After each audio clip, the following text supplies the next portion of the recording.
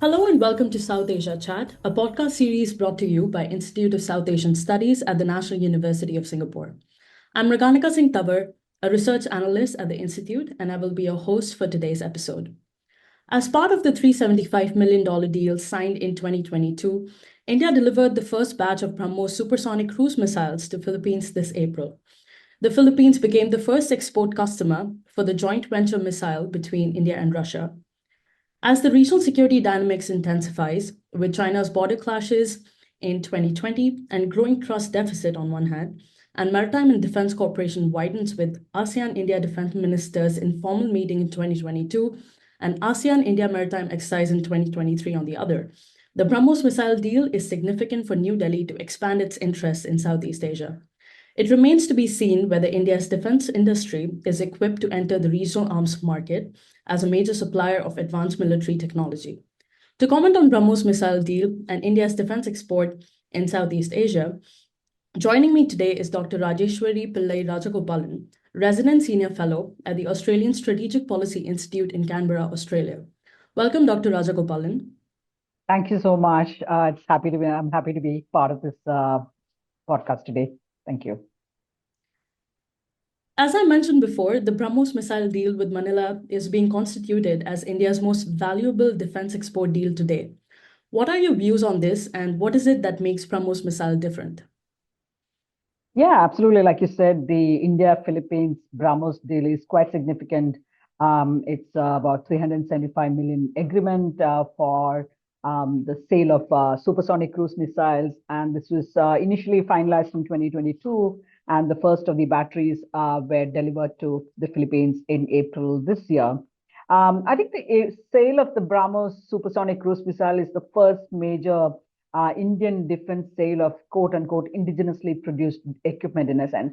And I say this because even though India has a fairly large domestic manufacturing base on the defense side, including a large and possibly even oversized defense research entity called the Defense Research and Development Organization, the DRDO, it has not been particularly successful in breaking into the global or even regional defense market as a supplier.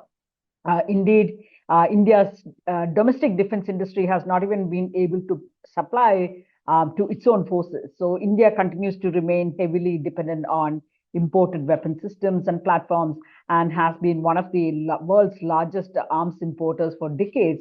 And this is despite the fact that India actually manufactured Asia's first indigenous jet fighter in the 1960s, and despite the political commitment to domestic defense research and development since the 1950s, this has not really happened. And the large Indian defense industry mostly caters to India's massive armed forces. And many of the equipment platforms that it produces is manufactured under license from foreign defense partners. Over the last few years, the Indian government has been wanting to kind of expand its footprint, has emphasized that domestic defense research and manufacturing, as well as exports. So there have been slogans and campaigns like the Atmanirbhar Bharat Abhiyan, which is essentially self-reliant India campaign, or Make in India initiatives and kind of thing. And therefore, you have seen India's defense exports that have risen slightly, and the Indian government has set an ambitious target of about $5 billion in exports by 2025. And the government expects that this will continue to grow manyfold in the coming years. In fact, the projections are somewhere around 6.2 billion US dollars by 2029. Again, I must say that these are tall goals, but I'll be cautious because India has been wanting to do this for a very long time. But there is also there are several issues that has made it not really possible. But certainly, India is getting active on the arms export market. But there is also the political and strategic significance to the Philippines deal in particular, which I believe should not be underplayed. The fact that India took the call to assist in material terms a country that is embroiled in a territorial conflict with China, I think that's quite significant. Philippines, of course, plans to use these missiles in its efforts to augment its coastal defense against China and South China Sea. And this has wider implications for both India-China dealings And also it sends a message that India will step up the capacity of the many smaller neighbors of China who are fighting China's aggressions on a frequent basis. So in that sense, there is, beyond the material kind of a benefit that Philippines gains, there is also the geopolitical and strategic sort of a benefit or strategic sort of a significance to this deal that cannot be understated in a sense. Certainly. Speaking of the geopolitical gains, with the growing security tensions in the region, beside the monetary, could you elaborate a little bit more on the gains for New Delhi from the sale of BrahMos missile in Southeast Asia? Yeah, I think the Philippines deal, but I think one issue, one thing when you look at this deal is, okay, this has made a big impact. It's a high-profile sort of a deal, and everybody is looking at as to how India is going to be moving forward. What are the kind of additional deals that might come through, and so on and so forth. So for about, I think, 15 years or so, many countries from Southeast Asia, including Vietnam, have been exploring buying BrahMos missiles, but I think they could not be materialized for a number of different reasons. But primarily for India, I think it was about possible reactions from China and so on and so forth. But I think looking at China's response to the sale of the BrahMos sales to the Philippines, which was pretty sort of muted in a sense, I think it feels like India's overcautious approach was rather unnecessary. That is number one. So I think India may be now more confident about to say that, okay, with the Chinese statement that as long as those kind of such deals do not cause harm to any harm to a third country, China had no problem. So this kind of a calm response from Beijing possibly will give New Delhi a lot more confidence that it can actually deal with, it can actually go ahead and explore further such kind of a partnership with other countries in a sense. But I think India's proactive defense and security engagement with Southeast Asia and Philippines in particular is also driven by the growing India-China competition, the animosities that have prevailed between the two sides, both countries rivaling to be the voice of the developing world, the global south, and in other spheres also. And of course, both countries have been caught in a border conflict for the last 4 years plus now, the Galwan conflict, which has had a significant negative impact with the trust between the two countries at an all-time low. So given the kind of expanding strategic influence of China in all of South and Southeast Asia, especially following Galwan, India now feels less diffident about furthering its own strategic path, irrespective of how it might be received in Beijing. Because India also feels that China's aggressive behavior could also spread to Indian Ocean and other areas, directly challenging India's own freedom of action. And therefore, there is a change in tack in India and New Delhi in how it wants to protect its own national interests, which can also maximize India's own strategic space and maneuverability. Having said that, I think while India sees huge amount of benefits in terms of geopolitical strategic benefits, significance to all of these kind of dealings, there are more critical questions for India. Does India have the capacity to undertake large-scale production of defense equipment and platforms to cater to the growing demands from the region? I think this is something that India has to find an answer to in a sense, because defense sales of this kind has enormous potential to influence the strategic preferences and narratives in the region. But India has to also count the fact that India will always be competing as well as compared and contrasted with China. Many countries are going to be competing and looking at how India performs vis-a-vis China. So India has had issues with scaling things up, getting things done within a tight timeline.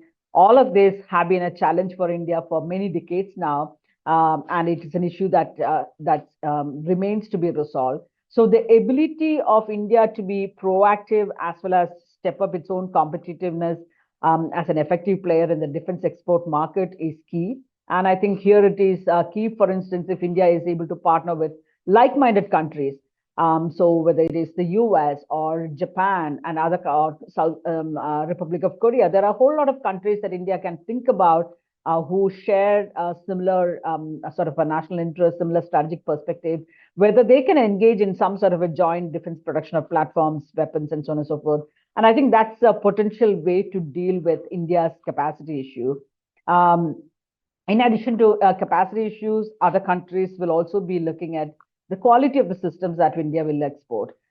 Because India does enjoy price advantage possibly, but it has to also prove that its defense equipment and platforms are better than, or at least almost comparable to other competitors, such as Russian or Chinese systems. So there are, while there is huge amount of political benefits, strategic significance, but there are multiple questions that India will need to address in terms of capacity, in terms of the quality of the products, and so on and so forth also. Certainly. As you pointed out, Vietnam, Malaysia, and Brunei have also signaled their interest in acquiring the BrahMos missile variants. So, according to you, what is the scope of India's defense engagement with the other Southeast Asian countries? That's been quite an interesting question for a few years now.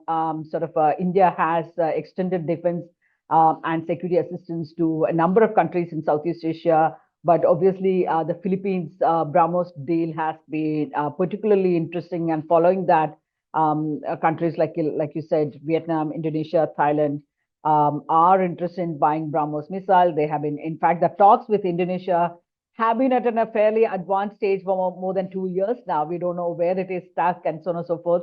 But there are apparently many complications delaying a decision to supply Jakarta with these cruise missiles in a sense. The particularly friendly ties that we see between Indonesia and China possibly have been a source of concern. That may be part of the reason as to why there has not been a decision.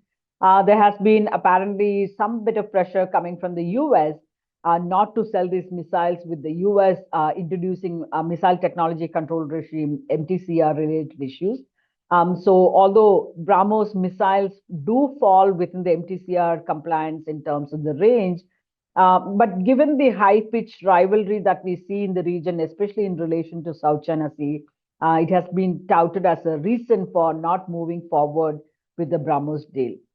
Also, given that this is a system that's been developed in partnership with Russia, any export decision cannot be taken by India alone, and explicitly requires a Russian agreement before India can proceed with it. And of course, the ever strengthening partnership between Russia and China, and therefore whether Moscow would agree to a deal to sell systems that could potentially counter China, is a point that cannot be dismissed. So I think that's something that we need to look at it. But broadly, India has been fairly proactive in providing defense and security assistance in this particular case to Vietnam, for instance, as well as training its navy in kilo-class submarines, or undertaking servicing of Soviet origin defense platforms on a commercial basis. And I think India has been because India has been using these platforms and for a while now, for several decades now, from Soviet days onwards. So India's experience in handling these platforms, maintenance and servicing, has been helpful in building that kind of a relationship with Vietnam in this particular case. India also has provided lines of credit to Vietnam to buy Indian defense equipment. The gifting of the indigenously built missile corvette INS Kirpan to Hanoi. Again, this was again the first time that India was actually making a gift of an active warship to a friendly neighbor, in terms of in furthering the capacity of like-minded partners.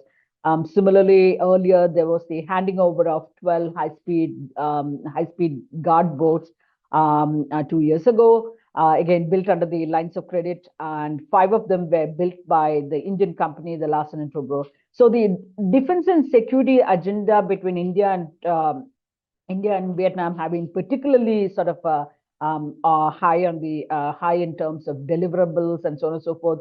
But I think this is gaining traction even with other Southeast Asian countries.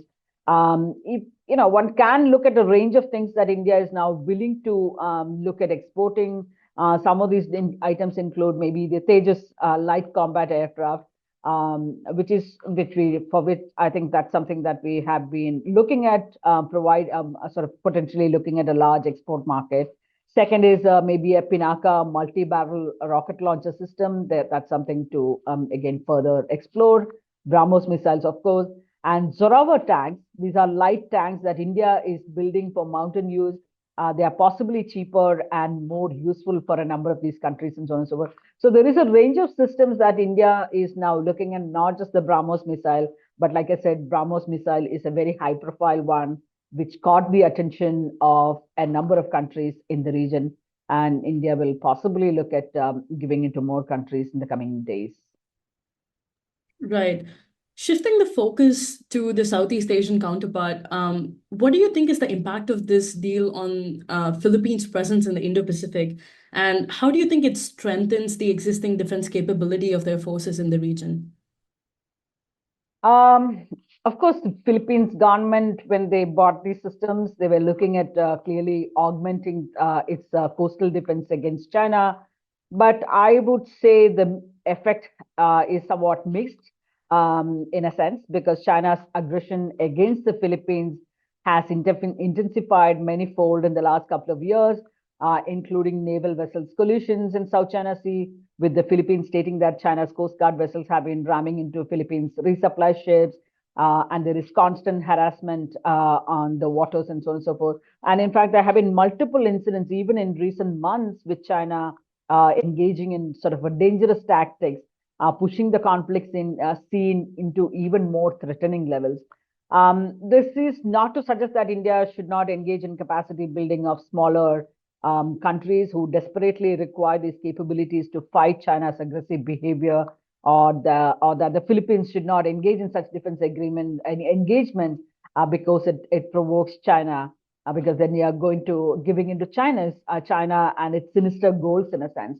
So India and as well as its other like-minded partners who are also economically and militarily capable need to come together, build up the defensive and, if needed, even offensive capabilities of many of these smaller countries who need material assistance, training, but also maybe engage in joint military exercises with them on various military maneuvers, so that their militaries, many of these smaller militaries, remain agile and nimble to respond to any situation that might emerge in defending their sovereignty and territorial integrity.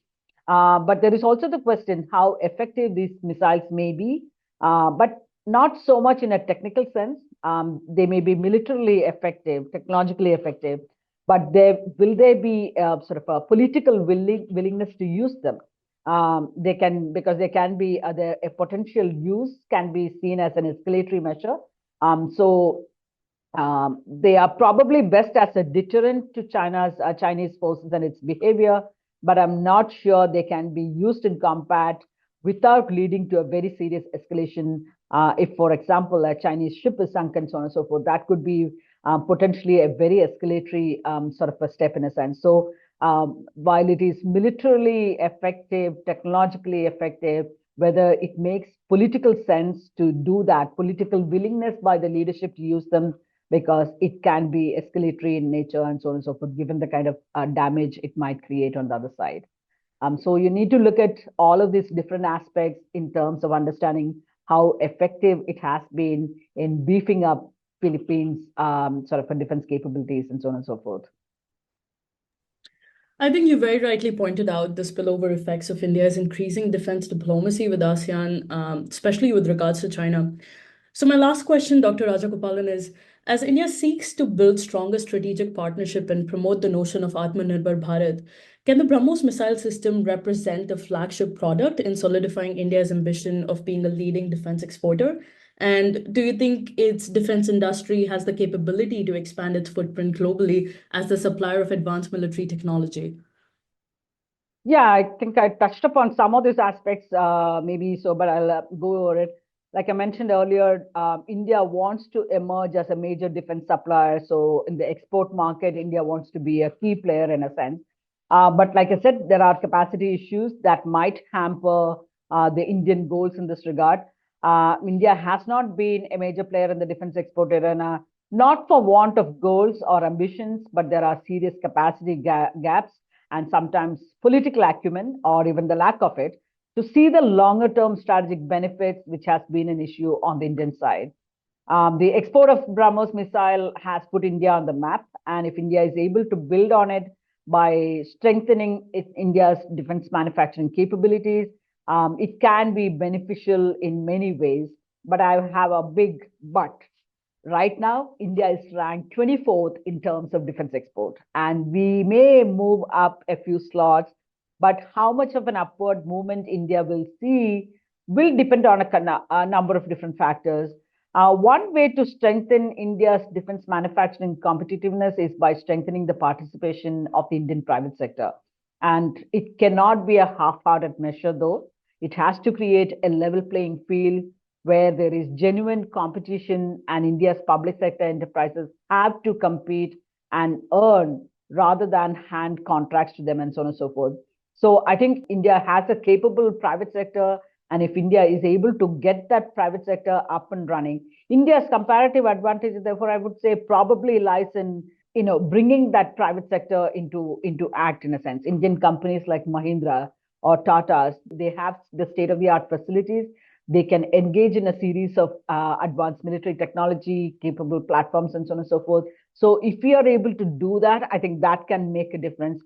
But I think, like I said, there's a big but. India is not short on goals and ambitions, but again, materializing them would require still major changes that need to happen, wherein the private sector is given a sort of a more active sort of an independent role to play, and there's a level playing field. I think that's something that really needs to happen. But otherwise, India may not really go up the ladder because, like I said, it may move from the 24th position to 20th, but that's not a major change, I would say.